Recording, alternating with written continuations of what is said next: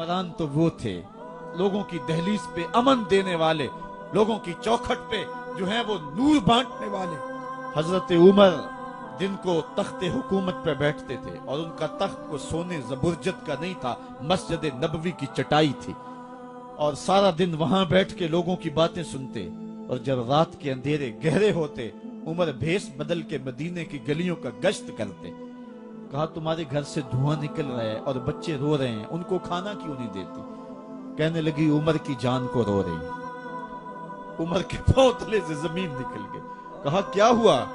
कहा 3 दिन से हमारे यहाँ खाने के लिए कुछ नहीं है, रोजाना बच्चे रोते हैं और मैं हंडिया के अंदर पत्थर डाल करके नीचे से आग डालती रहती हूँ कि बच्चे इंतजार कर करके सो जाएंगे, कम वक्त सो भी नहीं रहे, और वो पत्थर पकेंगे भी क्या, और मैं उमर की जान को रो रही हूँ। हजरत उमर का कलेजा दहलने लगा। फौरन पलटे वापस बैतुल माल में आए, घी का एक कनस्तर लिया, आटे की बोरी ली, मिर्च मसाला जात बहुत कुछ उठाया, अपने कंधे पे रखा, बोरी अपनी कमर पे ला दी। उमर बैतुल माल से निकले तो आपके खादम असलम ने देख लिया, आगे बढ़ा, कहा मेरे आका मैं उठाता हूँ। उमर की आंखों में आंसू है। कहा असलम कयामत के दिन मेरा बोझ उठा लोगे? कहा कयामत के दिन तो अपना अपना बोझ उठाना पड़ेगा। कहा उमर को आज अपना ही उठाने दो।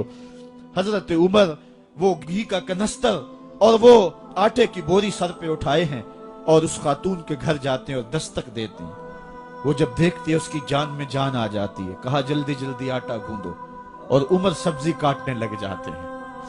हजरत उमर रदी अल्लाह ताला अन्हो सब्जी तैयार कर देते, उधर आटा गुंद जाता है और फिर ऊपर चूल्हा रखा जाता है, चूल्हे के अंदर आग रखी जाती है, वो खाना पकाने लगती है, आग बुझती है।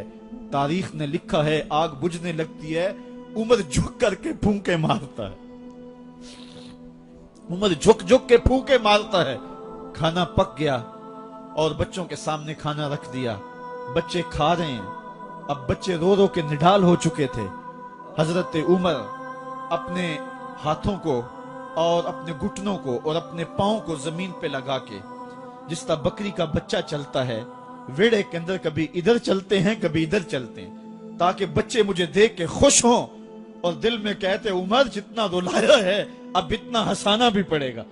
तो कभी उमर अमीरुल मोमिनीन, ये मैं किसी आज के जो है वो लोगों के वोटों पे मुंतखब होने वाले हुक्मरान की कहानी नहीं सुना रहा, मैं उस उमर की कहानी सुना रहा हूं जो 23 लाख मुरब्बा मील का हुक्मरान है, आधी दुनिया का बादशाह है।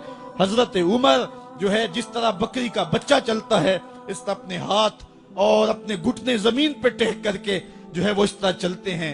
बच्चे उमर को देख के मुस्कुराते हैं। जब बच्चे मुस्कुराने लगे तो हजरत उमर ने उस खातून से कहा बुढ़िया उमर को माफ कर दे। उसने कहा तू इतनी हमदर्दी क्यों करता है? कहा उमर बेचारा बड़ा फंसा हुआ है, फिक्र है उसको यरमूक को फुस्तातो हुलवान की, जब फतह है मिस्र तो तैयारी है ईरान की, आते जाते वफद से मुलाकात भी करता होगा और शब को मालूम हालात भी करता होगा, कांटों में उलझी हुई बेचारे की जान है, नींद उसको भी आती है आखिर वो इंसान है, मेरी बहन उमर को माफ कर दे। उसने कहा नाना उमर की बात मेरे सामने न कर, कयामत का दिन होगा, उमर का गिरेबान होगा और मेरा हाथ होगा।